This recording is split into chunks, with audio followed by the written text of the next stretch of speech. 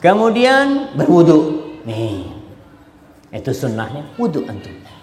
Untuk mengangkat hadas antum dan mengusir syaitan. Sebelum wudu, sunnahnya kalau bangun tidur itu dibasuh tangannya 3 kali. Jangan langsung dicuci. Kata Rasulullah SAW, fa inna ahadakum la yadri aina batat yaduh.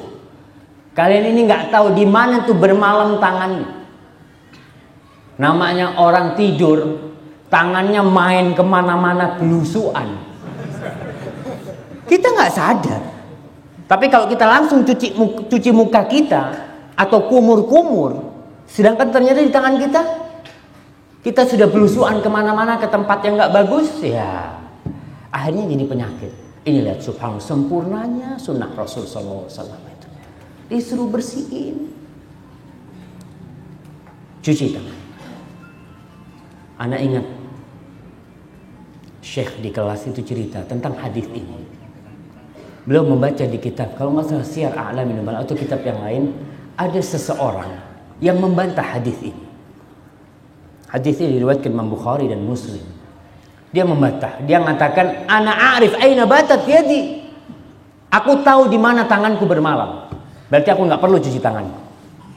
Karena kesombongan dia. Rasul mengatakan, kalian nggak tahu di mana tangannya bermalam. Orangnya yang aku tahu. Subhanallah, pagi hari dia terbangun. Maaf, tangannya sudah masuk ke duburnya. Orang ini menentang sunnah Rasul SAW itu termasuk dosa yang besar. Menolak. Hati-hati. Kita amalkan tuh sunnah.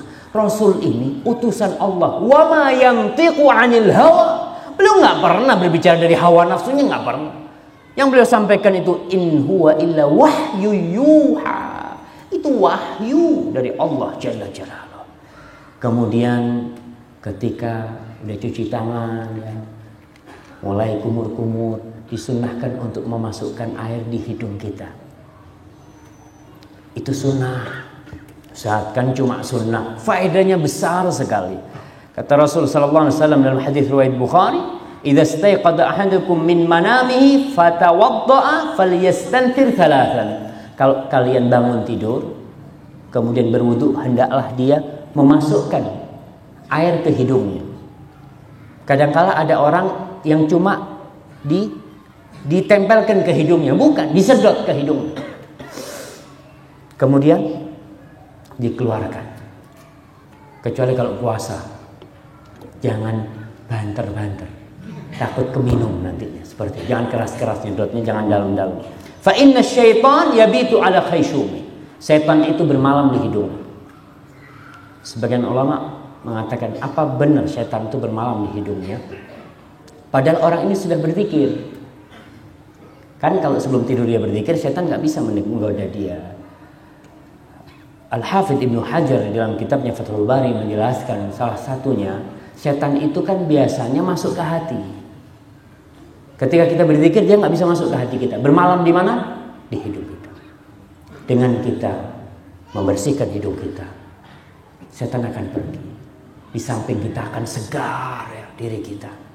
Kemudian Hafidh Ibnu Hajar menyebutkan juga orang kalau dibersihkan hidungnya itu, insya Allah bacaannya lebih enak. Nggak seperti orang yang sedang pilek ya. Kadang-kala bacaannya ya kurang pas lah makharij hurufnya. Itu disebutkan oleh para ulama. Kemudian kita wudu nih. Tadi kita wudu. Dosa-dosa kita berguguran jemaah. Dosa kita. Wudu kapan saja.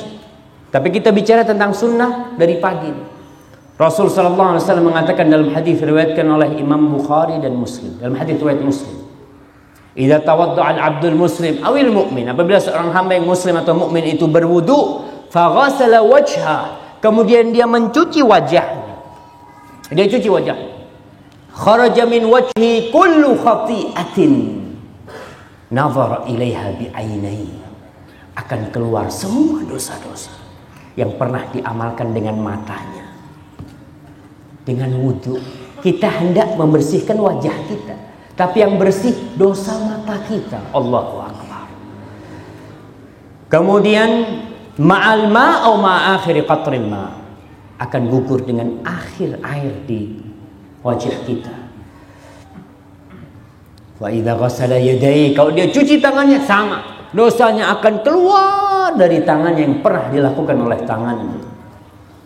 Yang pernah memukul orang, pernah menduting, duting ini bahasa Indonesia apa? Menunjuk. Nah, menunjuk orang kadangkala nggak benar, itu akan keluar dosa-dosa dari sana yang pernah dilakukan oleh tangan kita. Kemudian kalau dia cuci kaki, sama seperti dosanya akan dibersihkan. Alhamdulillah Ustaz, kaki anak selalu kajian. Ya, kalau ada kajian. Kalau nggak ada kajian, kemana kaki? Kita nggak tahu kadang-kala kaki kita melangkah ke tempat-tempat maksiat. Dengan wudhu berguguran tuh dosa-dosa. Itu hadis riwayatkan Muslim. Kemudian setelah wudhu baca doa setelah wudhu. Ini sunnah, Ustaz. Kan cuma sunnah. Ingat, kita lihat apa pahalanya. Rasul SAW dalam hadis riwayatkan Muslim mengatakan, tidaklah seorang berwudu kemudian dia berkata, Ashhadu an la ilaha illallah wahdahu la syarikalah wa ashhadu anna Muhammadan abduhu wa rasul illa futihat lahu abwabul jannati thamaniyah yadkhulu min ayyiha syaa. Orang kalau baca doa setelah wudu, tadi doanya asyhadu an la ilaha illallah wahdahu la syarikalah wa asyhadu anna Muhammadan abduhu wa rasuluh, niscaya Allah akan bukakan buat dia 8 pintu surga buat dia. Berapa jumlah pintu neraka? Antum hati-hati antum. Kalau nggak tahu sama pintu neraka nanti paling nggak kan kita bisa membedakan. Ah nih pintu neraka jumlahnya sekian.